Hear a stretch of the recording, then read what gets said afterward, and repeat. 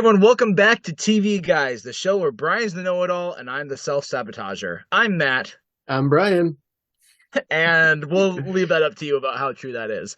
Hey guys, so it doesn't matter for you guys, but Matt's camera is doing this crazy thing where he kind of looks like the guy in the Back to the Future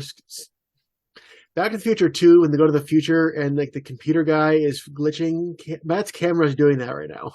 Yeah, I have no idea what's happening with it, but it's the Cafe 80s, and there's the Max Headroom like waiter Yeah, is like, "Welcome to the Cafe 80s, where it's always morning in America, even in the afternoon." yeah. And every now and then his screen will flash green. Let's see if I can put it in the original ratio and turn off HD. If that does anything. Oh no, I'm hideous. But that has nothing to do with HD. Also, we're not posting this video. Yeah, but this is for you, Okay. Brian. I want to make things as convenient for you as possible. So Unlike I am. unlike our narcissistic people we're talking about. Exactly. Hey, so this is I really like this episode idea. That because it We've was yours. seen that, yes, exactly. We've seen these sorts of individuals. So Brian and I were like, okay, we need another character type that we see a lot in TV shows. I'm like, I got it. Self-centered know-it-alls. And there are some really, really good characters because these are really awesome characters to watch because on one hand, they're right like all the time, but then on the other hand, they're terrible people. And the mixture of both of that makes really dynamic characters Yeah, to the point that like how many shows are like, oh, we're gonna use this, and you're like, okay, you just wrote a crappy character, but just by using this template. yeah. So Yeah, we're there's gonna talk about definitely our favorites. yeah, there's definitely some good examples for sure. I have four good ones. Matt, you said you have like five. Yeah. You know, I'll start with like my quintessential one. Sometimes we like to ramp up to it, but for me it's like there's one person that I think of first and foremost every single time we're going to talk about this sort of person, and Mm, that's House. Like House to me is he's the standard of when you talk about someone who is destructive in their personal life but also a genius. He's who you come up with because he is so smart and he runs circles around people intellectually all the time, but yet there's such big gaps in his knowledge in terms of emotional intelligence or mhm. like how do you take knowledge and apply it to your life. Yeah. And that's what makes House so incredible of a show. Mhm. I've only seen little bits and pieces of House, to be honest, but I know enough to know that that is true. It's such a dynamic show. Like there's so many medical shows out there, but the ones that stick out are the ones that actually have interesting characters. Yeah. And so with House, you get to see him all through these different seasons. And at one point, he goes to jail. At one point, he goes into an insane asylum. At one point, he's in a steady relationship that actually seems like it's really healthy.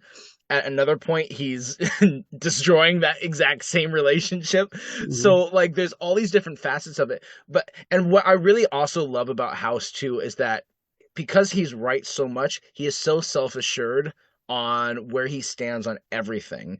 And so I do appreciate that this show will let him be that stubborn because, like, he's atheist. And obviously, if you've listened to some of our podcasts, you know that we're Christian. And so he always gives these really good, honestly, really good atheist arguments. But the show does a really good job of presenting the counter argument as well in a very strong way to show that it's like, you can believe this, but there's also very smart people who believe the opposite, and it's like giving you without offending people, it's giving you both sides of it, and so they do a good job writing, in my Yeah, opinion, on that side.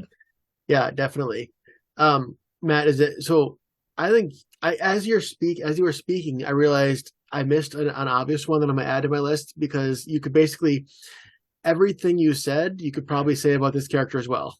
Yep, I figured that you were going to bring him up.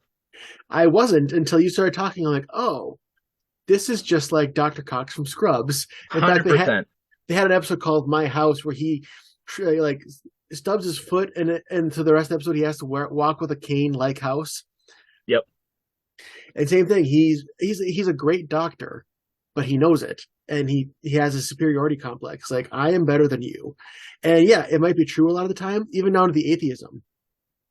Yeah, absolutely. But then you like See, House is a bit more self-destructive than Cox is, but Cox does have a self-destructive tendency, Oh, for sure. 100%. Yeah. You look at like who Jordan is as a person, his wife, Yeah.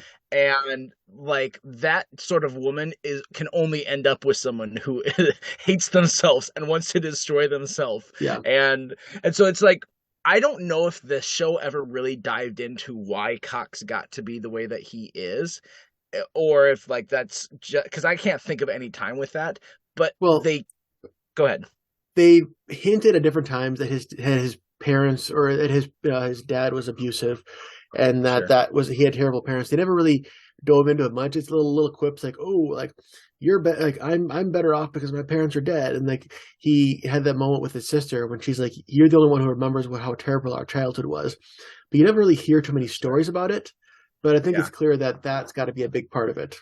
I think there's this other side of Dr. Cox too that is actually a really intriguing character element where some of his self-sabotage comes from a good place because he has like a really good heart for the patients that he works with. Hmm. And like there's even some episodes where it's like he loses a patient and JD, like the one specifically my lunch where JD Hmm.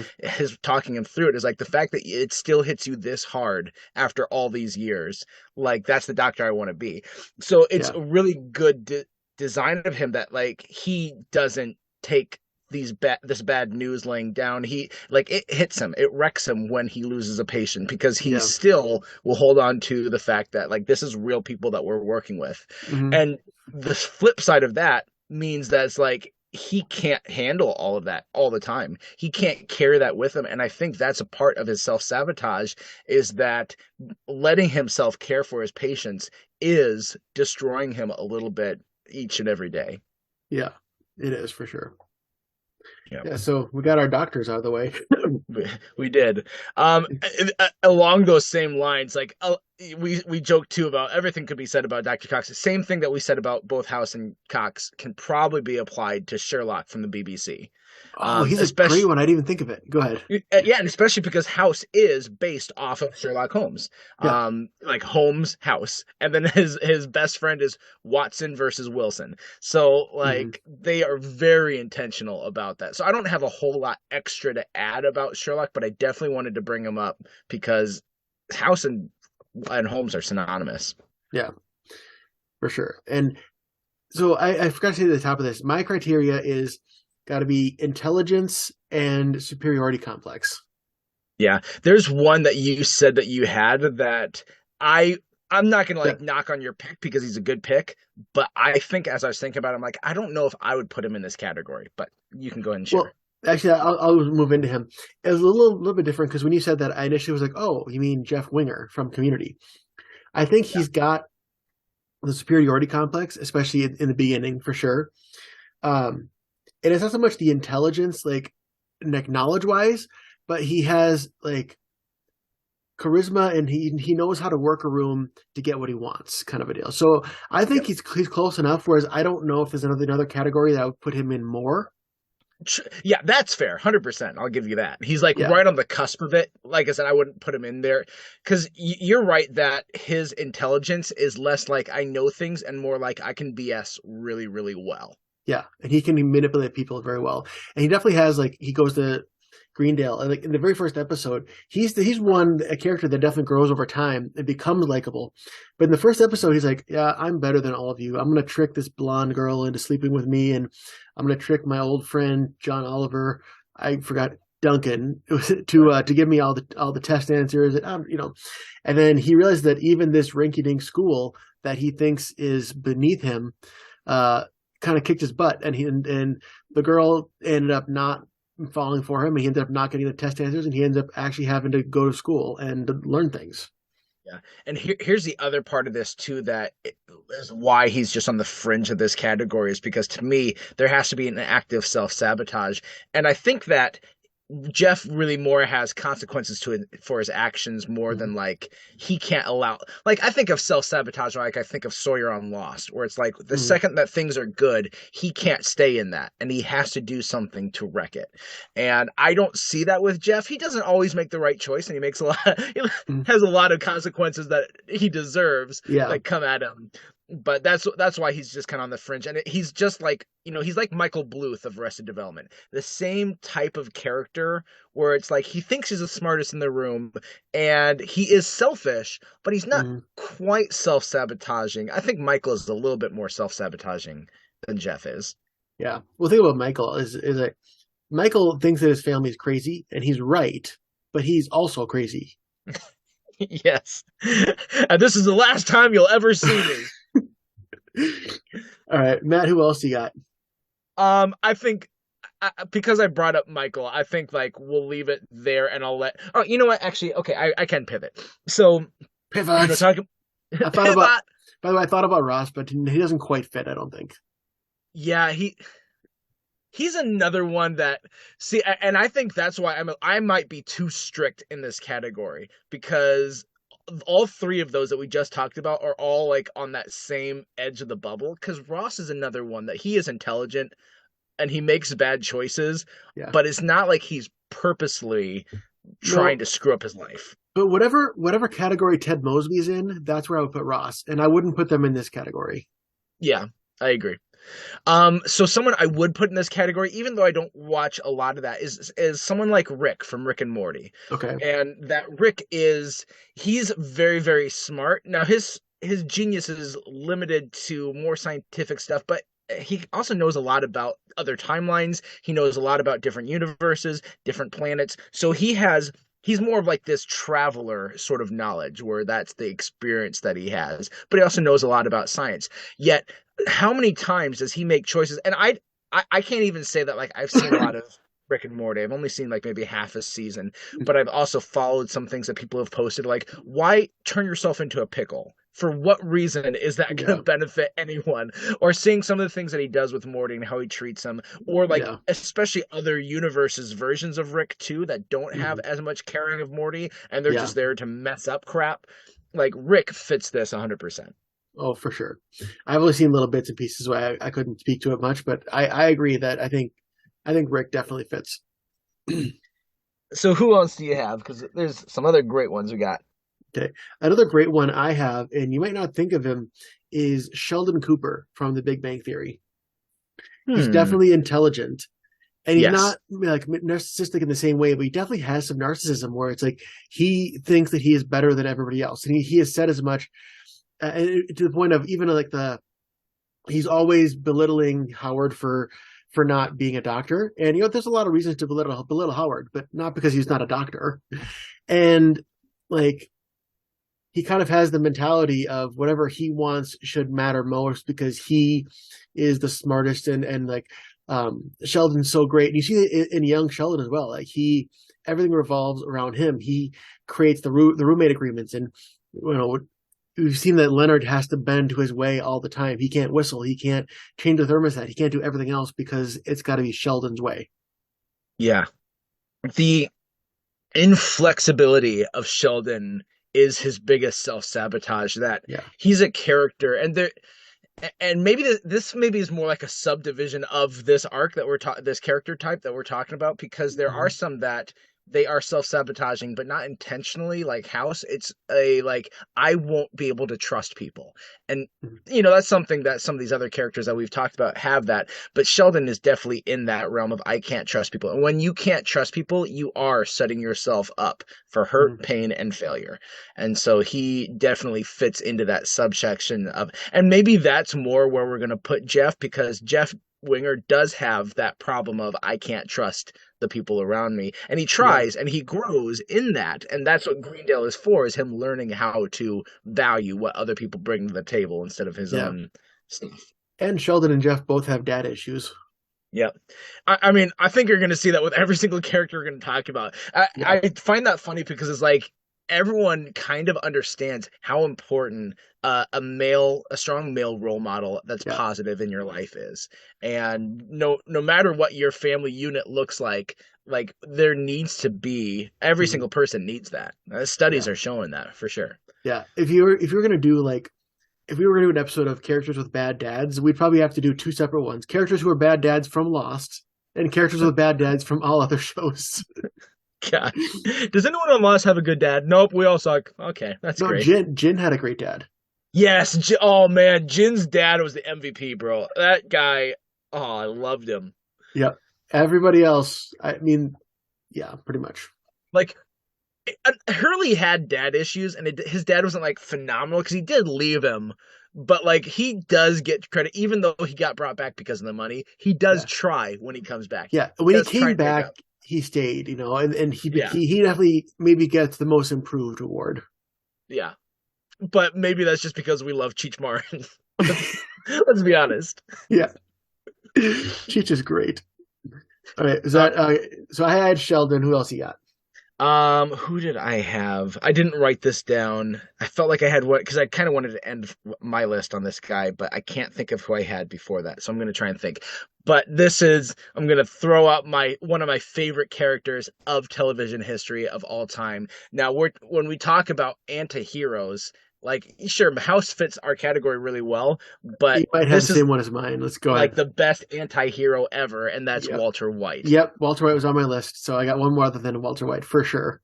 Yeah. Oh man, what a great character because Yeah. he is self-sabotaging. Like the fact that when he hears his cancer is in remission and he starts punching the towel dispenser of the bathroom Hmm. and like is angry about it, that shows you so much about his character is that like he realizes in that moment the humanity of what he's doing and like man, I screwed up. I didn't have to like he has the knowledge and understands that what Hmm. he's doing probably isn't the best thing. And like he just lies to himself. And because he lies to himself, he keeps self sabotaging and self destroying. It's Yeah. all for family. It's all for family. No, finally he recognizes it's for him.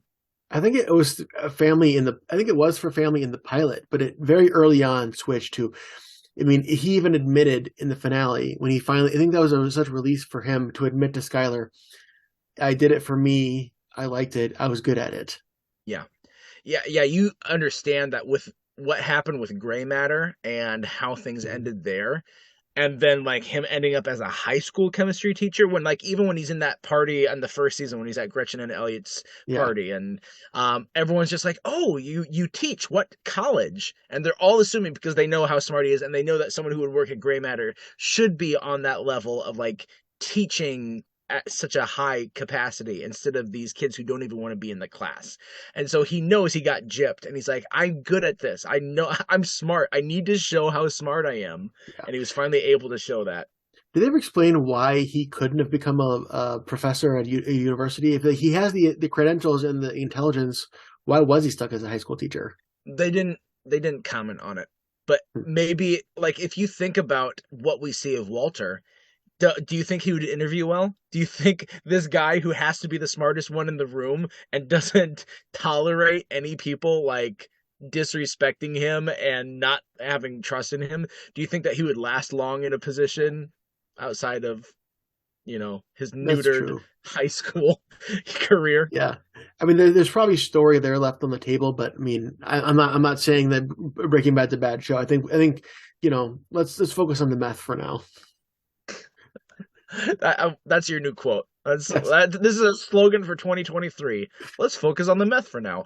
I remember who it was. That was my other one. So I just went. You can go ahead and Okay.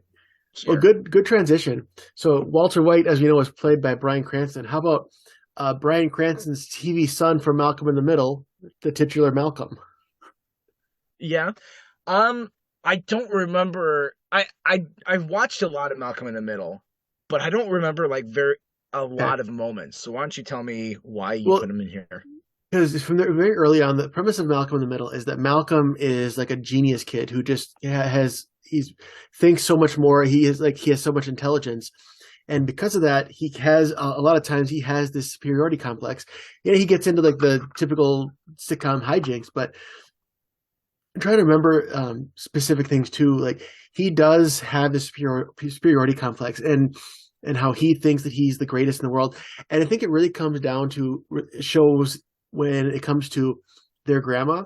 Now, in that show, this is like the most dysfunctional family ever in Malcolm in the Yeah. Middle. And if you think his mom's crazy, his mom's mom, who's played by Cloris Leachman, was like one of the best characters on the show. She's just a horrible, sadistic woman who just like has no regard for anybody and who loved Reese. Reese is his brother who was like the problem kid who just loved to be destructive and dumb, and she always favored him. He's like, I'm so smart.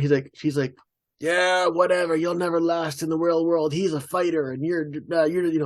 And so he constantly sees. I mean, there's more examples than that, but he sees with his grandma that this like horrible woman like disregards all of his accomplishments and just goes for Reese because he's the tough guy.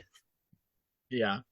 You know what I like about the show that I can think of is that, we talk about, you look at Malcolm and he's very book smart and how he Yes. thinks he's so much better than his brothers. But then you Mm-hmm. look at Dewey, and Dewey is really good at manipulation, and he can go toe to toe with people Yeah. and getting what he wants, or so Dewey clearly has some really smart, like, Yeah. social interaction.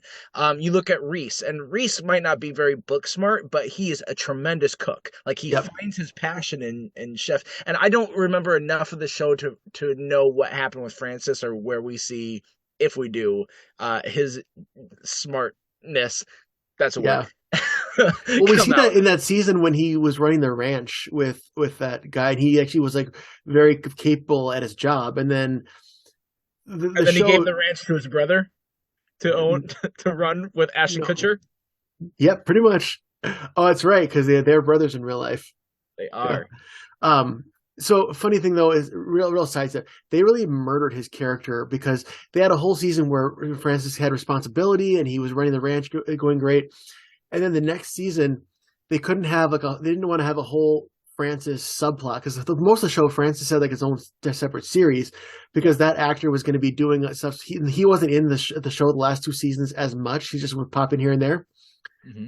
and so they just said off screen, "Oh yeah, he went back to being a screw up and he got fired and now he's homeless." And it's like, or something along those lines. It's really you just build so much character development just to Barney Stinson him and just have it go back at the last minute.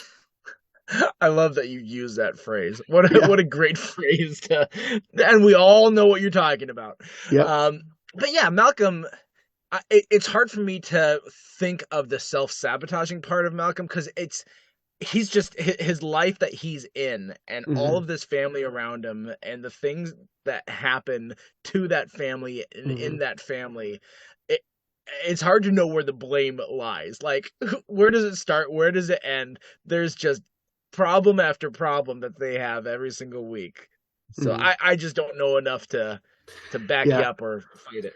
Well, the thing is that I've seen it's been like probably 5 6 years since I've watched the show all the way through. I've watched it all the way through a few times, but like I know in my mind there are definitely moments when he has that self superiority, self sabotaging stuff, but I can't think of the exact moments. But I definitely think that Malcolm fits in this category, and he's the only like kid in the category I have so far. Yeah. Oh, there is my other one. Because so guys, women can be self-sabotaging know-it-alls as well. And there's a show that I watched like a good amount of it. I don't specifically like Shonda Rhimes shows, but like, I liked this one for long enough that I was hooked for like 4 or 5 seasons or something. I never finish her shows because they just go on for so freaking long. Yeah. Um, but the show Scandal features Olivia Pope, who she is this like political fixer sort of thing, that she lives in DC, and her company that she founded, they kind of refer to themselves as gladiators in suits, and that they kind of will help do PR spins. They will help cover things up. They don't do it in like a dirty way like you would think people covering up stuff in DC would do.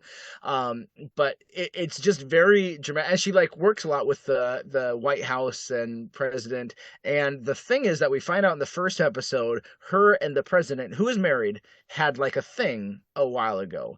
And so all of the seasons, all these episodes, there's this will they, won't they with the president Fitz, or Fitzgerald, but I think they call him Fitz.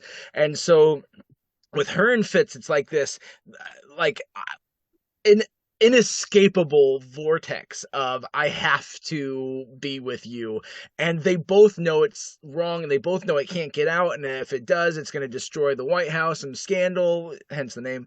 And so Mhm. like every single time that she is giving into these feelings with him, it really hampers what she's trying to do and what her company is trying to do. And so all of that, like that's her self-sabotaging part. Like she is so competent at what she does. She's a lawyer. She's able to like I said, she can fix all these problems in DC, and yet her weakness is this guy that she's just like, I can't say no to, and that whole relationship. It gets a little old after 5 or 6 seasons, but Yeah. That's what I mean. The only Shonda show I've seen much of is How to Get Away with Murder, but I agree they all kind of have the same feel, and I can definitely yeah, see that character being, especially when you get the scandals, just especially with her position of power. yeah. The other one that I had, because I think you're out. Yep, I am out. Do you recognize the name Cal Lightman? Was that the show Lie to Me? That is well done. I had to look up the name because I know like the actor Tim Roth. I'd be like, oh yeah, Tim Roth's character, but I'm like, I want to use his character name. I was really into that So show when it was on. Man, I pulled that out of like 10-year memory gap that I didn't know was there. I'm so proud. I really liked it too because Cal Lightman is this character that he's like a human lie detector.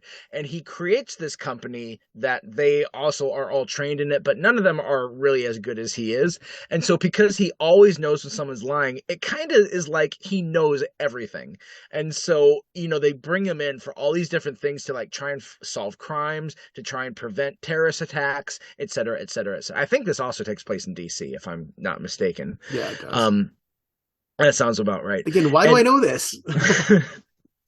and so like his character is dynamic, and that show had its issue. I don't feel like he had a super great surrounding cast, Yeah. but he absolutely carried the show, and the concept is super intriguing. It just was one of those that after one season you're like, I don't think you can do too many seasons of this. And No. people felt that even the second they're like, oh, just more of this. Okay, it's a procedural and he's a lie detector.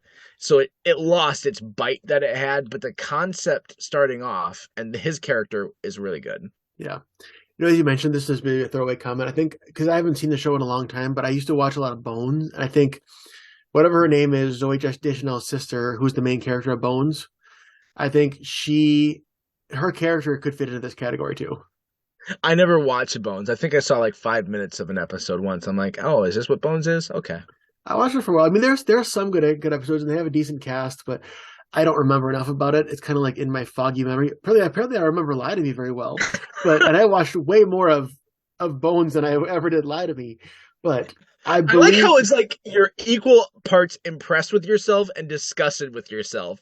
Like, I knew that. Why yeah, did I know that? because I watched it when it first came out. But that was a long time ago. But yeah, anyways, I think what's her name from Bones is also a good one. Sorry, Bones fans, I don't remember this. Good old what's her name? Here, I don't know if you know this. There's a little Brennan is her yeah, last name. Temperance Brennan. You just looked that up, didn't you? I did. Well, I of course wouldn't know that having never watched it. But Yeah, well, I knew enough to know that it was Zoe Deschanel's sister. look at you. And her, actress name. Like she works she's in 12 seasons of a hit show and only remembered as Zoe Deschanel. Emily Deschanel, obviously. Well, yeah, I Clearly. figured the last name was probably that, but We all Emily. knew. We all Yeah, knew that. me and Emily go way back. You and Emily go way back. Well, there you go. There are all of our picks. Anyone that you thought of last second that you didn't get to? Bugs Bunny. There you go. Actually, could be, yeah. That works. That's it. I don't try Not and make exactly. it work. Well, I mean, sometimes he is a little narcissistic. Okay, which Muppet? Let's do this. Which Muppet would be the best for fitting this category? Okay, give me a minute. Let me cycle through. It's like I'm buffering. It's not Honeydew. He's not narcissistic enough. Pepe is not smart enough. Piggy's a diva. Which the next time we do this, we should do divas because I know Matt, you hate those. But there's so many. I'll be so mad the entire episode. I I will know. be my own diva of this show. I don't know. I can't think of a good Muppet who would fit that category. Yeah, none of them are like Muppets isn't a show that you watch people self-sabotage. May- Maybe um Deadly. What's his name? Like Uncle he's not Deadly. like yeah, he's not like genius, but it's just like because he is that type of villain that like anytime they need a villain, they'll throw Uncle Deadly in like, well, he looks villainous. Yeah. And yeah, he's like, why am I the villain? Like he's smart enough to realize he shouldn't be the villain, but because his name's Uncle Deadly. You know what's crazy with Uncle Deadly? So we have enough time for this real quick. So he was like a couple episodes of the Muppet Show way back in the '70s. Like only had like two episodes where he was an actual character, and then for over years he would pop in every now and then in like monster scenes or in the crowd, but he never really had a good personality or be his own character until the 2011 movie when Jason Segel specifically wanted to bring him back as like an old like nostalgia. Yeah. And from that movie in 2011, he became one of the main casts, and like he became like the gay best friend of Miss Piggy in the TV show. And like he's one of the best things about current Muppets. I love Uncle Deadly as a character. And Jason Yeah. Segel plucked him out of obscurity from two episodes of the Muppet Show 40 years ago. Way to go, Jason Segel. You saved him. You saved his life. Yep. Well, there you have it. That's all we got. That's all we got for a Muppet. Well, let's jump into Yep. trivia because real quick before you get to trivia, I just want to say, hey, next week you guys get a break. We are taking it off because I'm gonna be on a cruise. I'm gonna be on a big boat, and I can't record stuff on a bit. Well, you can, but I can't record a podcast with Brian on a big cruise ship. So you got to be without for 1 week. But when we come back, it'll be great. We'll talk about that 90s show. And so if you haven't watched that yet, in 2 weeks, we'll be talking about it. So make sure you're doing that.